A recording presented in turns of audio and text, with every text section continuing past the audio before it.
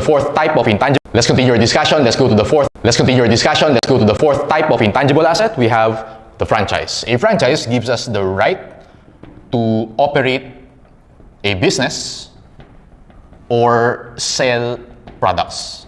Again, a franchise gives us the right to operate a business or sell products. Magandang examples yan, 7-Eleven, Ministop, Potato Corner, Dunkin' Donuts, mga franchise yan. Okay? Now, in a franchise, there are two parties involved. We have the franchisor and the franchisee. Okay? Now, the franchisor basically siya yung may-ari ng products and the franchisor gives right or license to the franchisee. Para si franchisee, mabenta niya yung products ni franchisor. Okay? Now, ang pag-aaral natin today class is from the point of view of the franchisee. Now, yung franchisor, pag-aaral natin yan sa afar. Alright? Now, in exchange for the right or license, the franchisee will pay the franchisor. So, yung payment structure niyan is composed of two items. There's the initial franchise fee, let's call it IFF, initial franchise fee, plus periodic franchise fee. Ang ibang tawag sa periodic franchise fee is continuing franchise fee. Okay, magkamukha lang yan. Now, si franchisee, again, yun yung pag-aaralan natin, pwede siya mag-recognize ng intangible asset from the initial franchise fee. Okay? Pero for the periodic franchise fee, usually ito class is percentage of sales, na monthly usually yung bayad niyan, charge to expense yan. Alright? Ni franchisee. So, ganun yung accounting for franchise. And for franchise is subject to amortization. Alright? So, kung gaano katagal or yung term of the franchise, yun yung useful life of the intangible asset. Right? So, para mas ma-appreciate natin yan, let's apply the concepts. Let's go to illustrative example number 6. Illustrative example number 6. Tingnan natin class yung journal entries for the franchise. The requirement is prepare journal entries for the current year on the books of the franchisee. Let's read the given. ABC company entered into a franchise agreement to sell products of a franchisor for 20 years. So, in 20 years, yun yung term of the franchise. Basically, yan yung gaano katagal natin i-amortize. Okay? Yung useful life. The agreement provides that ABC shall pay an initial fee of 6 million. Ang tawag natin doon, initial franchise fee. Okay? Pag initial franchise fee, yan tayo may intangible asset. In cash upon signing of the agreement at the beginning of the year. The agreement further provides that the franchisee shall pay a periodic fee of 5% based on annual gross sales. Ang tawag natin doon class, periodic franchise fee. And periodic franchise fees are charged to expense. Okay?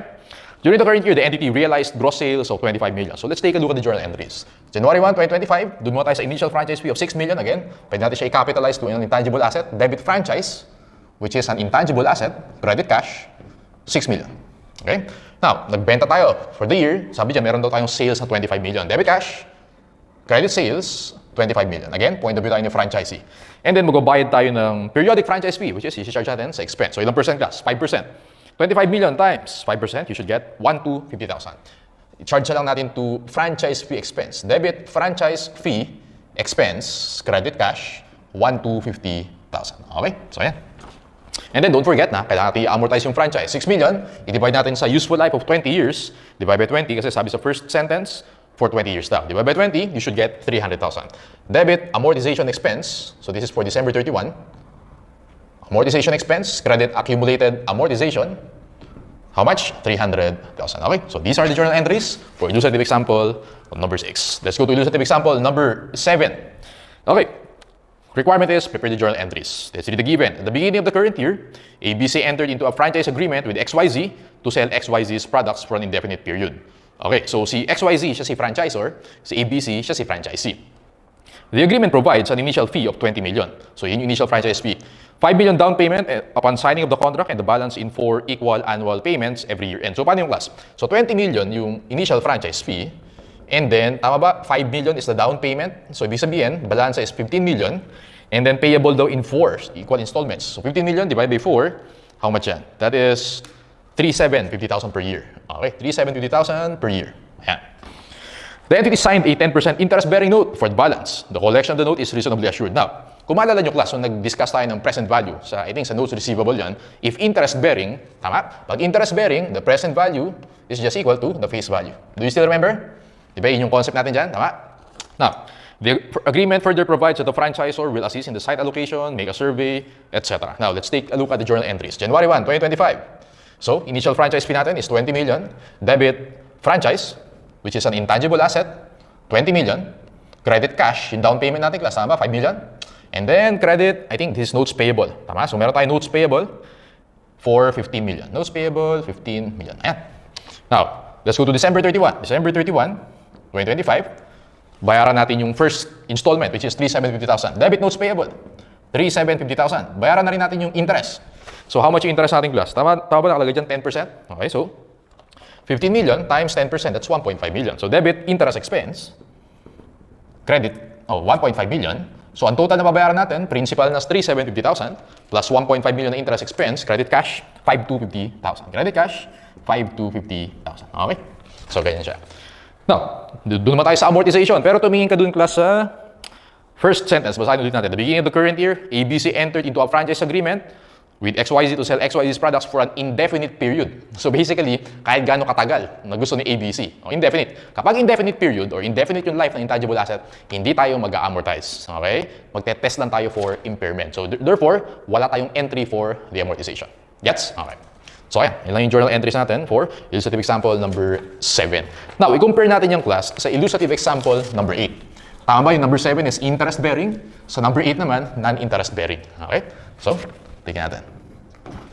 Requirement is prepare the journal entry. So let's read the given. On January 1, 2025, ABC Company signed an agreement to operate as a franchisee of XYZ for an initial franchise fee of 8 million. So lagyan natin dyan. Initial franchise fee daw, class, 8 million. Ayan. For a period of 10 years. So, encircle mo yung 10 years, ibig sabihin, hindi indefinite. Pwede tayo mag-amortize over 10 years. Of this amount, 3 million was paid when the agreement was signed. So, yun yung down payment. So, meron tayong 3 million na down payment. And then, the balance payable in 5 annual payments. So, 5 million yung balance divide by 5, 1 million per year. Okay. The franchisee signed a non-interest bearing. Naalala niyo pa sa discussion natin sa notes receivable, kapag non-interest bearing, the present value is equal to discounted amount or discounted value. Yun yung difference yan. Kapag interest bearing, present value is equal to face value. Kapag non-interest bearing, present value is equal to the discounted amount or discounted value. So, kailangan natin mag-present value dyan. Okay? Sige. So, the market rate of interest for this note is 10%. The PV of 1 at 10% is 0.62. And the PV of ordinary annuity is 3.79. So, alam natin, class, since per year yan, PV of annuity tayo. So, compute natin. Meron tayong 3 million na down payment. And then yung 1 million, multiply natin yan sa 3.79. Tama ba? 3,790,000 yan. Okay? So, 3 million plus 3,790,000. Yung total natin, class, is 6,790,000. Ito yung present value of our initial franchise fee. Alright? Sige.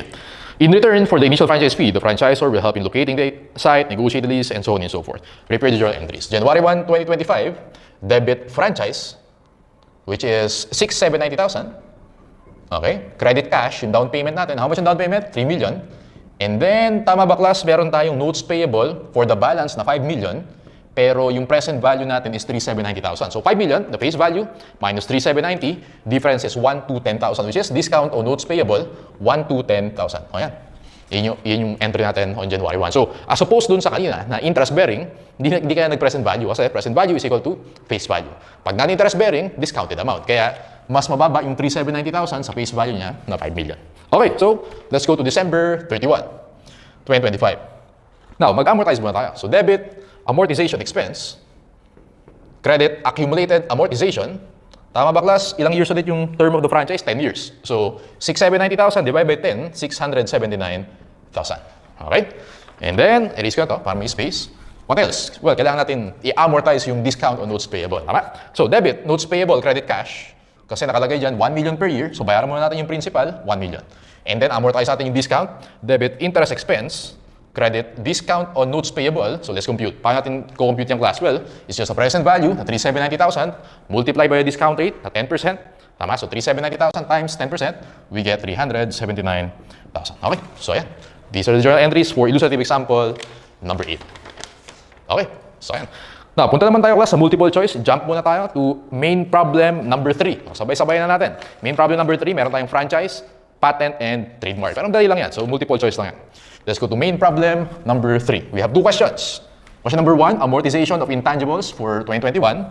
And question number 2, the unamortized cost, or yung pag sabing unamortized cost, class, ibig sabihin lang yan, yung carrying amount. Okay? On December 31 is how much? Sige. Information concerning Alondra Corporation is as follows. Bullet number 1. On January 1, 2021, it signed an agreement to operate a franchise of X for an initial franchise fee of 85,000. Now, take note, ang tanong sa atin sa problem, amortization expense. Okay, sa question number 1. So, ang gagawin ko dyan, kukumputin ko na agad yung amortization. Okay, initial franchise fee of 85,000. So, lagay ko dyan, franchise natin.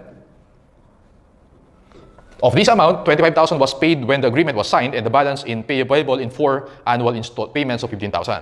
The present value on January 1 of the 4 annual payments, discounted to 14%, binigyan na yung present value sa atin, 43.7. So, ganito lang gagawin ko dyan, class. Yung 85,000 daw, tama ba? Merong down payment dyan na 25,000.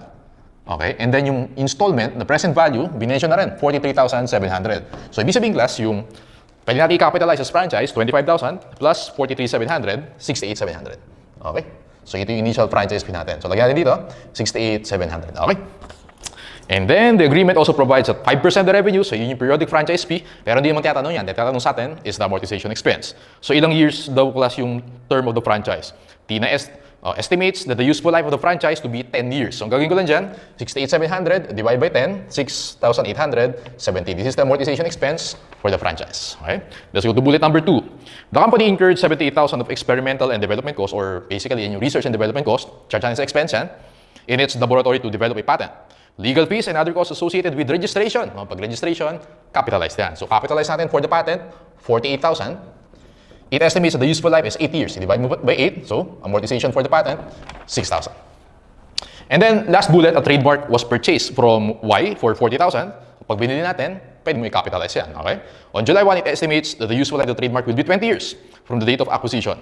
On July 1, the company incurred expenditures amounting to 68,000 in connection with the successful defense. Pag successful defense, expense yan. Okay? So yung ika-capitalize mo lang for trademark is 40,000. Take note, class, kapag silent yung problem, alam natin na yung trademark is hindi sa subject to amortization. Pag silent. Pero dito kasi may useful life eh. Pag may useful life, divide natin by useful life. 40,000 divided by 20 years, so that's 2,000.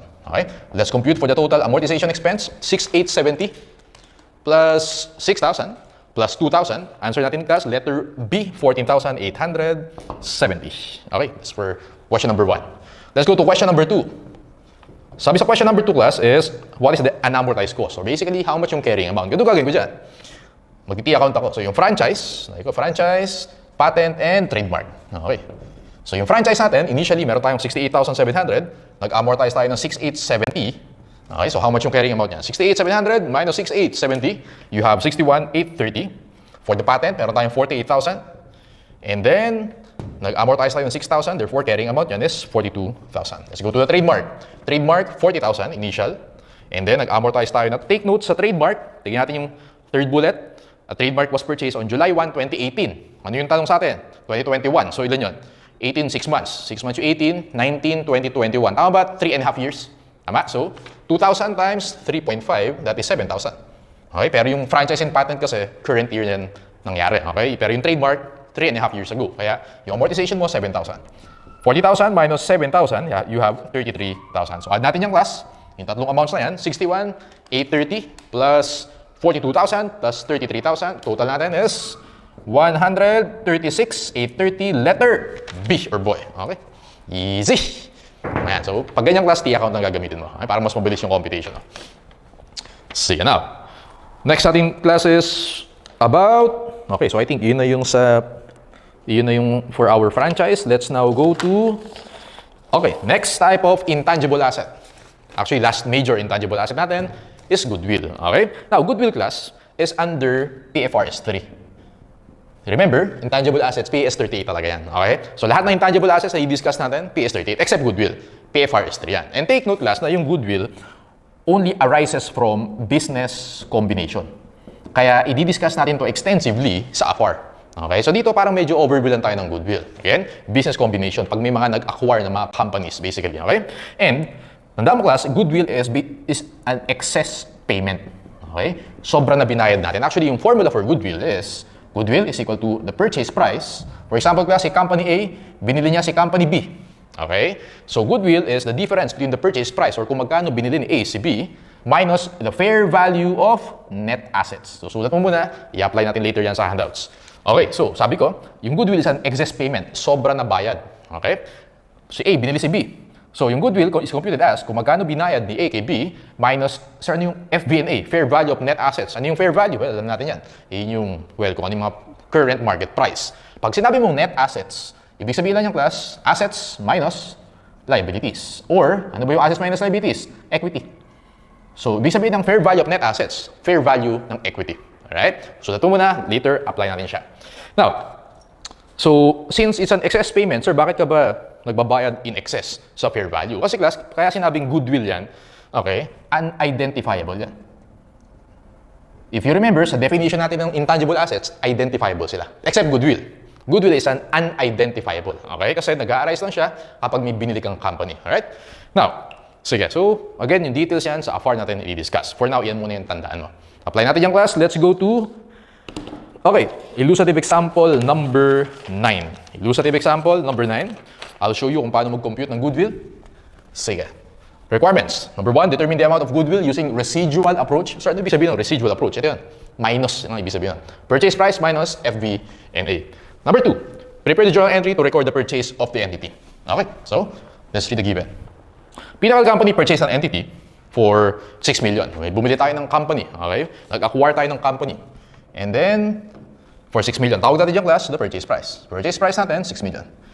At the beginning of the current year, the carrying amount and fair value of the assets of the acquired entity on the date of acquisition are as follows. Cash, AR, inventory, patent, PPE, and so on and so forth. Merong carrying amount, merong fair value. Ano pipiliin mo dyan, class? Carrying amount or fair value? It is the fair value. Sabi ko dyan, FV and A. Okay? So, add natin lahat yung class. Cash natin, 50,000. And then AR plus 500, plus inventory na 1.5 million, plus 250,000 na patent, plus PPE na 3 million. Nakumpute mo ba yung 5.3 million? So, assets, 5.3 million. Pero tandaan mo, class, sabi ko dyan, net assets. So, assets minus liabilities. Let's continue reading. In addition, the acquired entity had accounts payable totaling 2 million. So, minus mo yung liabilities na 2 million. Therefore, yung FV&A natin, fair value of net assets, 2.3 minus 2, 3.3 million. Okay. Now, yung binili nating company, ang value lang talaga niya is 3.3. Sobra-sobra yung bayad natin. Okay? So, purchase price minus FV&A na 3.3 million. Let's compute for the goodwill. Okay? 6 million. Minus 3.3, that is 2.7 million. Sagot natin yung class, 2.7 million. For requirement number 1. Kaya sabi ko dyan, excess payment yung goodwill. Ito lang talaga dapat yung binayad mo, 3.3. Pero ang actual na binayad mo, 6 million. Kaya meron tayong goodwill na 2.7 million. Sir, bakit ba tayo nagbabayad ng sobra? Kasi class, may mga, well, various reasons yan. One reason is, pwedeng yung company, superior yung products, yung binili natin na company. Or pwedeng siguro, may mga top endorsers sila, okay? Na well-known celebrities in the Philippines, na yun yung nagpo-promote ng products nila. O kaya naman, yung CEO ng company na binili natin is a top CEO in the Philippines. Parang gano'n. So maraming reasons. But we know, goodwill is an excess payment. Let's go to the journal entry. Now, ganito lang kasi yung journal entry sa goodwill. Since binili natin lahat ng assets and inassume natin yung liabilities, debit cash, at fair value, 50,000. Debit accounts receivable, 500,000. Debit inventory, 1.5 million. Debit patent, how much? 250,000. Debit, PPE, 3 million. Take note, in-record ko lahat at fair value. Okay? Don't forget yung debit goodwill. Okay? Intangible asset yan. So, debit yan. Debit goodwill, 2.7 million. Credit cash, ang binayad natin is 6 million. And then, nag-assume tayo ng liabilities. Don't forget that. Credit accounts payable, 2 million. Okay? So, this is the complete journal entry to record the goodwill. Okay? So, ayan. So, yeah, let's go to illustrative example number 10. Okay? So, ang in practice class, no? Ito lang talaga yung computation ng goodwill. Purchase price minus FV&A. Ang tawag natin dyan, residual approach. Pero alternatively, merong iba pang ways to compute for the goodwill. Usually, hindi yan lumalabas sa board exam, no? Pero aralin pa rin natin. Just in case lumabas, alam niyo siya paano sagutan. Okay, sige. We have 4 alternative methods in computing goodwill. So, i-discuss natin yan sa illustrative example number 10. Okay, requirement is calculate the amount of goodwill under the following method. So, tingnan natin. CBA company assembled the following data relative to a certain entity in determining the amount to be paid for net assets and goodwill. Assets at fair value before goodwill, 2.6 million. Liabilities, 900. Tama ba, class? Assets minus liabilities, you have equity na 1.7, which is also the fair value of net assets. So, natin yan. Fair value of net assets, you have 1.7 million. Okay. Net income after elimination of unusual or infrequent items. So, binigyan tayo for 5 years. Sir, bakit nakalagay after elimination of unusual or infrequent items? Ito yan, class. Ano ba example ng unusual or infrequent items? For example, gain on sale of PPE. Nagbenta ka ng PPE. For computation purposes, hindi mo siya sama yan. Okay? Kasi one time lang naman yan. Hindi naman yan nangyayari talaga every year. Okay? So, sinabi dyan, net income after elimination of unusual or infrequent items. Ibig sabihin, yung present na net income sa atin, ito yung regular every year na na-earn ng company. Tinanggal dyan yung mga one-time na gains and losses. Yun ang ibig sabihin na. Okay? Okay, so meron tayong given for the next 5 years. Tignan natin class, total natin yan. 200,000 plus 230,000 plus 300,000 plus 250,000 plus 270. Nakumpute mo ba yung 1,250,000? So total net income is 1 to 50,000. 1 to 50. Now, i-divide natin yung class by 5 kasi 5 years yung given sa atin. 1 to 50,000, divide by 5, nakuha mo ba yung 250,000? Tama ba kasi ito yung average net income? Tama lang? So, yun yung average net income. 250,000. Okay. Requirement is calculate the amount of goodwill using the following methods. Method number 1. Average earnings are capitalized at 10%. So, familiarize yourselves with the procedures. Again, hindi ito usually tinatanong sa boards. Just in case lang itanong, masagot mo pa rin. Okay, average earnings are capitalized. Sulat mo dyan, pag sinabing capitalized, okay, capitalized. Ibig sabihin lang yung class, divide. Okay, so yun lang ibig sabihin niyan. Pag sinabing capitalized, i-divide mo. Alright? So, ano yung average earnings? Well, yung average net income na 250,000. Ang ganito gagawin ko dyan class. 250,000 divided by 10%. Okay, makukuha mo dyan 2.5 million. Tama lang? Now, yung 2.5 million class, tandaan mo, ito yung fair value of net assets of the entire company, including goodwill. Including goodwill. So, you have 2.5 million. Ito, ino-compute natin. Pag dinivide mo yung 250,000 by 10%, makukuha mo yung value ng buong company, kasama yung goodwill. Okay? Now, tama ba yung 1.7 million na yan? Ito yung excluding goodwill na given sa problem. So, tama ba class kapag FVNA, including goodwill, ima-minus mo yan sa FVNA, excluding goodwill, ano makukuha mo dyan? Ready goodwill. Tama lang? 2.5 million minus 1.7, sagot natin yung class, 800,000. So method number 1, 800,000 yung sagot mo dyan. Okay? Yung method number 1 lang yung medyo nakakalito. Yung next 3 methods, madali siyang matandaan. Okay? Tandaan mo lang sa method number 1, pag capitalize, ano sabi ko? Divide. Average, nakuha natin 250, divide by 10%. Nakuha natin 2.5 million. Ito yung buong value of the whole company, including goodwill. I-minus mo yung excluding goodwill, different sila. Including minus excluding, ito goodwill yung 800,000. Okay? Method number 2. A return of 8% is considered normal on net assets at fair value. Excess earnings are capitalized at 15%. Ganito yung class. So, meron tayong average earnings. Iyan yung kinikita talaga ng company na bibili natin. Okay? So, average, lagyan natin net income. Earnings, net income, magkamukha lang yan. Average net income is 250,000. Tama?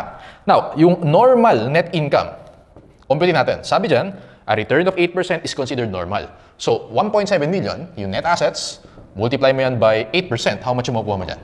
1.7 million times 0.08, 136,000. Yung difference nila class, ang tawag natin dyan, excess net income. 250 minus 136, you have 114,000. Pakita ko muna yung procedure. Sabi dyan, excess earnings are capitalized at 15%. Pag sinabing capitalized, divide. I-divide ko by 15%. 114 divided by 15%, you get 760,000. Goodwill for procedure or method number 2 is 760,000. Analyze natin kung bakit ganyan. Average net income, na-compute na natin yan. Malinaw na yan. Normal net income. Ano ibig sabihin yan, sir? Normal net income. Ibig sabihin yan, class, yung mga competitors natin, yung mga kalaban natin, ang na-earn lang talaga nila is 136,000. Okay? Pero yung company na binili natin, 250,000 yung na-earn niya per year. Kaya, class, yung difference niya na 114, iyan yung excess na binabayad natin dun sa in-acquire natin na company, which is represents goodwill. Sabi dyan, i-capitalize natin at 15%, 114 divided by 15%, 760,000. Let's go to method number 3. A return of 10% is considered normal. Okay? Goodwill is measured at 5 years excess earnings. Okay? So, average net income, ito yung net income na na-earn nung binili natin na company, 250,000. Normal net income, sabi dyan, 10%. So, 1.7 million times 10%, that is 170,000.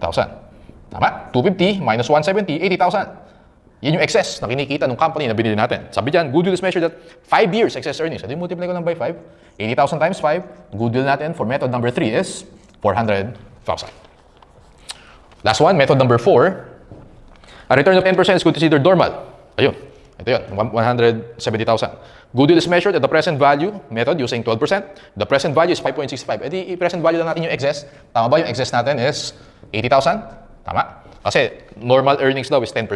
So 250 yung na-earn natin. Yung competitors natin, 10% which is 170. Excess yan is 80,000.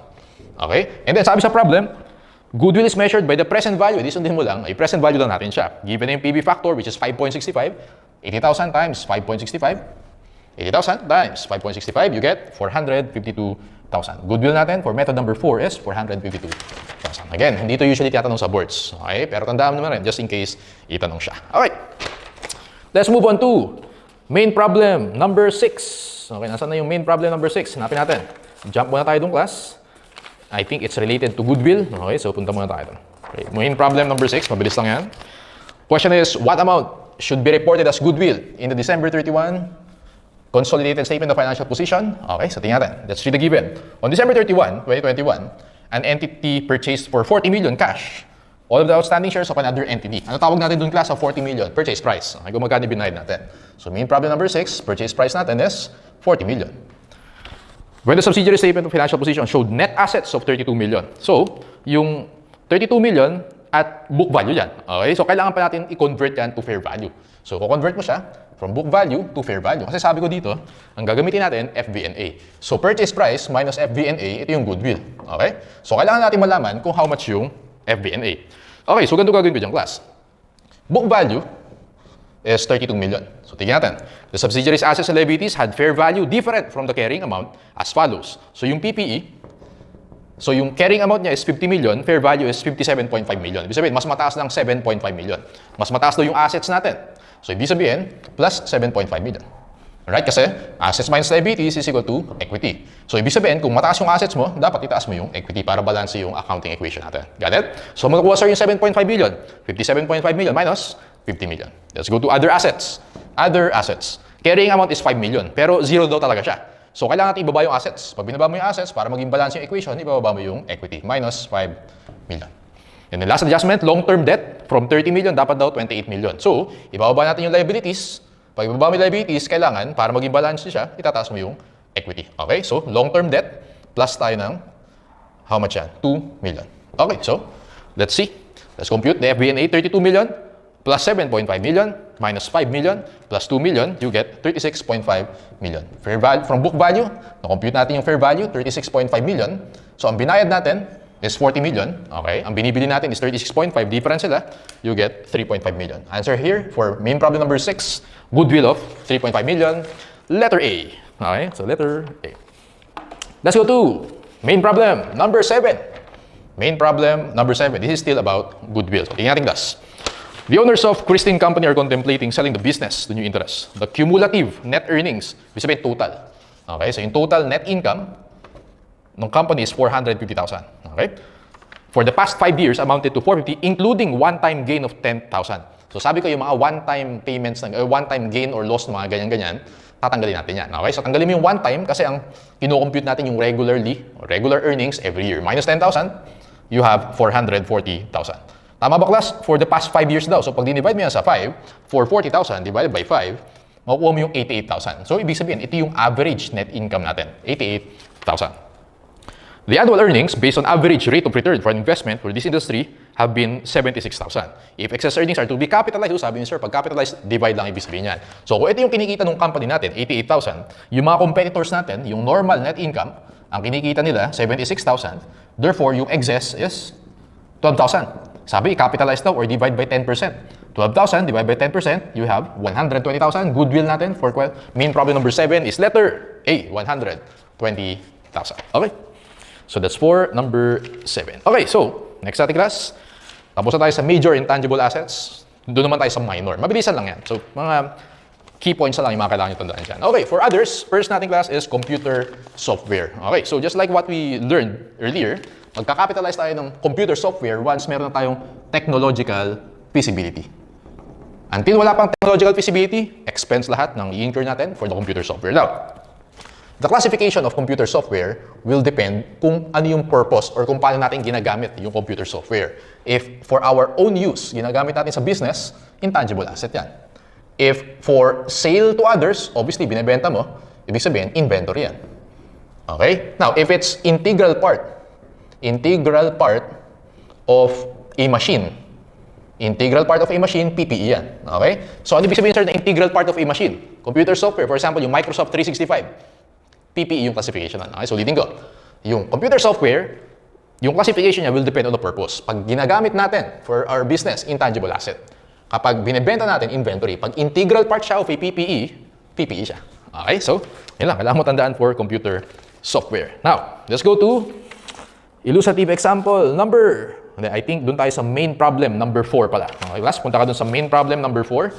Meron tayong item doon about computer software. Okay, main problem number 4. Lapit na tayo matapos. So, yeah. Main problem number 4, we have 2 questions. Sabi dyan, class, in its December 31 balance sheet, what amount should be reported as inventory? And then, question number 2, what amount should be capitalized as software cost or yung computer software? Okay, during 2021, Jefferson Corporation, this is main problem number 4, Incurred cost to develop and produce a routine, low-risk computer software as follows. Completion of detailed program design, okay? And then cost incurred for coding and testing to establish technological feasibility. Tama ba, class? Pag sinabing to establish, wala pang technological feasibility. Tama? So yung first two items na yan, 13,000 plus 10,000, R&D expense yan. So sulat natin. R&D expense, 13,000. Okay? Yung first, 23,000. Yung first two items. 13 plus 10. Other costs, coding cost after establishment. So meron ng technological feasibility. Pwede na tayo mag-capitalize. Okay? 10,000. Other testing codes after establishment of technological feasibility, 20,000, capitalize din yan. And then, cost of producing product masters for training materials, mga prototypes, kakapitalize din natin yan. So, 24,000 plus 20,000 plus 15,000, that is 59,000. So, yung computer software natin, which is presented as intangible asset, 59,000. And then, yung last two items, duplication of computer software and training materials and packaging product. Meron na tayong produkto. Okay? So, commercial production and inventory na yan. So, yung last two items, inventory. So, how much yan? 25,000 plus 9,000, you have 34,000. So, question number 1, in this December 31 balance sheet, what amount should be reported as inventory? O, yan, 34,000. Sagot mo dyan. Letter boy.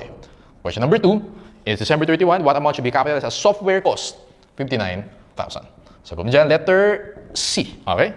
So, kapag i-journalize natin yan, para lang mas ma-visualize mo, journal entries natin, debit, research and development expense, credit cash.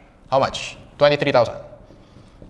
Okay, second entry natin, debit computer software, credit cash, 59,000. Again, yung computer software na yan is an intangible asset. And number 3, debit inventory, credit cash, 34,000. Okay, so these are the journal entries for main problem number 4. Okay, so yun lang, computer software. Madali lang siya. Next ating class is about website. Okay, so website. Now, sorry naman kailangan namin tandaan dyan. For the website, classification will depend kung paano natin siya ginagamit. Okay, so classification. If the website is used for our own use, parang computer software, intangible asset yan.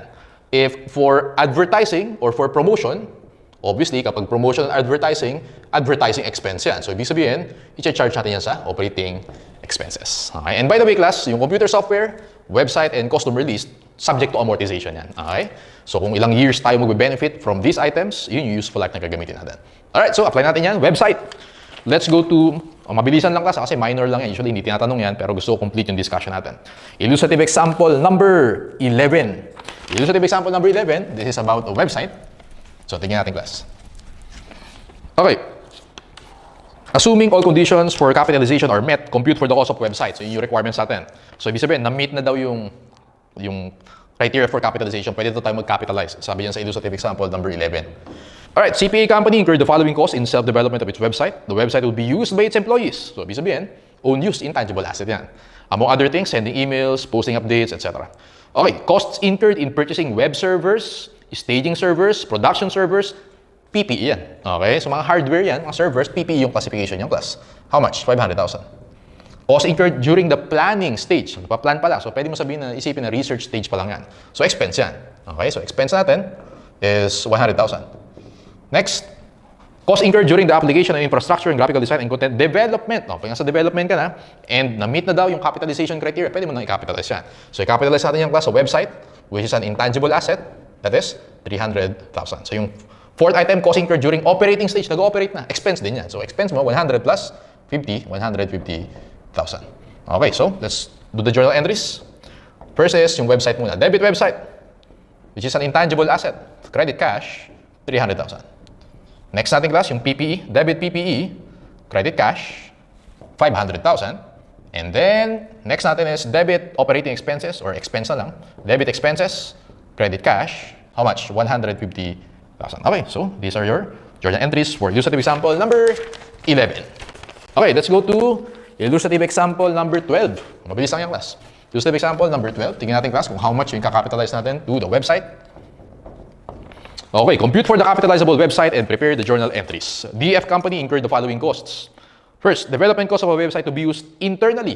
Internally, ibig sabihin, for our own use. Pwede mo i-capitalize yan as intangible asset. So, website natin as intangible asset. So, lagay mo dyan, 50,000. Next item. Development cost of a website to be used externally in promoting and advertising products. Pag for promotion, for advertising, i-charge mo yan sa expense. Okay? So, charge mo to expense yung 10,000. Development cost of website for sale to various clients. Inventory naman yan. So, pag for sale, okay? For sale, inventory yan. And then, internet fee paid for the month, operating expenses na yan. Tama? So, entry natin, debit website, which is an intangible asset, credit cash, 50,000. Next entry natin, yung expenses naman, debit expense, credit cash. Tama ba class? Yung second item na 10,000 and then yung fourth item na 1,000, so 11,000, yan yung expenses natin. And then, next natin yung inventory, debit inventory, yung third item, credit cash, 30,000. Okay, so these are the journal entries for illustrative example number 12. Okay, so last na. Customer list. Basically, pag sinabi mong customer list, this is the database of customers. So yung contact information, personal information of customers, pwede kang directly mag-marketing sa kanila. Okay, kaya pwede mo siya i-consider as an intangible asset. Now, kapag binili natin yan, okay, bumili tayo ng customer list, pwede mo siyang i-capitalize to intangible asset. Now, kapag internally generated yan, for example, tayo mismo yung nag-compile, expense yan. Okay, so huwag mo i-capitalize for intangible asset. For customer list, kakapitalize mo na siya kapag binili natin sila. Alright? So for example, yung mga nagbebenta, okay, information of customer, binili natin, intangible asset yun. Pag tayo mismo yung nag-compile, expense yun. Okay? Sige, now, let's go to illustrative example number 13. 1-3. Illustrative example number 13. Okay, on January 1, 2025, GHI company purchased a customer list. So, intangible asset yan. Distributor of health products for 45,000. This customer database includes name, contact information, etc. GHI expects to benefit for 3 years. So, ibig sabihin, amortize natin. So, entries. Number 1, debit customer list. So, January 1, 2025, debit CL na lang. Customer list, credit cash, 45,000. The customer list is an intangible asset. December 31, 2025, amortize natin. 45,000 divided by 3, 15,000. Debit amortization expense. Credit accumulated amortization, 15,000. Okay, so ayan lang. Journal entries natin for the customer list. So we're done with major intangible assets. We're done with minor intangible assets. Last concept na class, impairment. Okay? Now, for impairment, still, ang i-apply mo dyan is PAS 36. Naalala mo pa class, nung na-discuss tayo ng revaluation and impairment sa PPE, sinabi ko doon na applicable yung rules na yon for intangible assets. Okay? Ano ba class yung rules natin for impairment? If you remember, carrying amount, i-compare natin sa recoverable amount. And yung recoverable amount, computed siya as fair value less cost of disposal or value in use, whichever is higher. Do you remember? Yun lang din yung i-apply natin for intangible assets. Okay? Now, ang kakaiba kasi sa intangible assets, meron dyan na yung useful life is either definite. Ano yung mga definite yung useful life? Well, yung patent, okay, copyright, and franchise. Definite yan. Ibig sabihin, alam natin kung ilang years tayo magbe-benefit dyan. Alright? Meron ding indefinite. Ang example ng indefinite, yung goodwill and yung trademark. Naalala niyan? Yung trademark kapag silent, indefinite siya kasi may automatic renewal.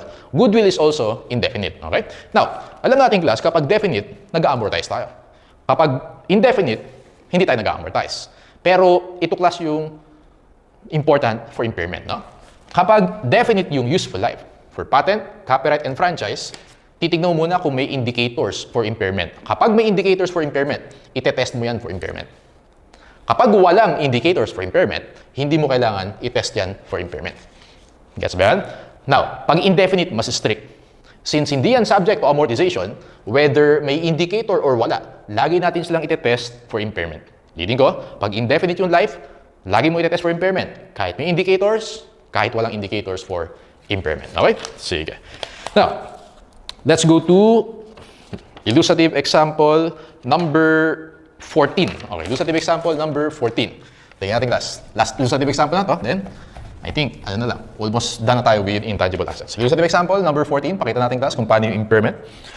Okay, requirement is compute for the following: impairment loss of trademark, impairment loss of patent, and the journal entries. On January 1, Pinnacle Company acquired the following intangible assets. A trademark for 2 million. So, lagay natin, trademark. Carrying amount niya is 2 million. The trademark has a remaining legal life of 8 years. The trademark will be renewed in the future indefinitely. Automatic renewal. Ibig sabihin, indefinite yung useful life niya. Hindi mo siya i-amortize. So, yun yung ibig sabihin nun. Okay, and then, a patent for 6 million. The patent has an economic life of just 5 years. So, lagyan natin dito, patent. Carrying amount niya is 6 million. On December 31, the intangible assets are tested for impairment. Bullet number 3, the trademark is now expected to generate cash flows of just 120,000 per year indefinitely. Okay, so, kukumpute natin yung recoverable amount. Ano ba recoverable amount? Fair value, less cost of disposal, or value in use, whichever is higher. O sabi dyan, trademark is now expected to generate cash flows. Tama ba class? Kapag cash flows, value in use yun. Okay? Kukumpute natin yung present value. So, paano mo kumputin yung present value kapag indefinite yung life? Ganito yan class. Yung cash flows natin na 120,000, i-divide mo lang yan by kung ilang percent yung rate. Tingin ka dun sa pinakababa, the appropriate discount rate is 8%. 120,000, i-divide mo by 8%. Parang kinakapitalize natin or i-divide natin kapag indefinite yung life. 120,000 divided by 8, divided by 8%, 1.5 million. So yung value in use natin, which is the recoverable amount, 1.5 million. Therefore, impairment loss natin class for the trademark is 500,000. Okay. Let's go to the patent. Okay, the patent naman class, sabi dyan, the cash flows fourth bullet to be generated by the patent amounted to 1 million annually for each of the next 4 years. Present value of an ordinary annuity is 1.31. So, ibig sabihin, yung value in use or yung recoverable amount natin for the patent, present value lang natin yung 1 million times 3.31. Therefore, that is, so, yung patent pala, kailan natin siya in-acquire? In-acquire natin yung patent, tignan mo natin yung bullet number 2, December 31, 2025. And then, okay, let's see, January 1, 2025, lahat ng intangible assets. So, mag-amortize pala muna tayo class ng isang taon. Kasi binili natin January 1, mag-amortize tayo ng 1 year para makuha natin yung carrying amount December 31. So, this is January 1. And then, amortization for the year, for the patent, hindi natin ginawa sa trademark yun kasi nga indefinite yung life. I-divide natin by ilang years? 5 years. 6 million divided by 5. 1.2 million. Okay? So, 6 million minus 1.2 million, that is 4.8 million. Carrying amount, 4.8 million. And then recoverable amount, so again, yung 1 million per year, multiply natin by PB factor of 3.31. 1 million times 3.31, 310,000. Okay? Carrying amount minus recoverable amount, therefore impairment loss natin for the patent, 4.8 million minus 310,000, 1,490,000. Okay? Sagot natin sa requirement 1, impairment loss on trademark, 500,000. Impairment loss on patent, 1,490,000. Okay, so entry lang dyan, debit impairment loss, credit accumulated impairment, for the trademark, 500,000. For the patent, debit impairment loss, credit accumulated impairment, that is 1,490,000. Okay, so yan yung journal entries natin. Alright, so let's go to main problems 8 and 9. I think last na to. So, tapos na tayo class, 8 and 9. That's for impairment loss din yan. So, main problems 8 and 9. Okay, mabilis lang yung class. Multiple choice.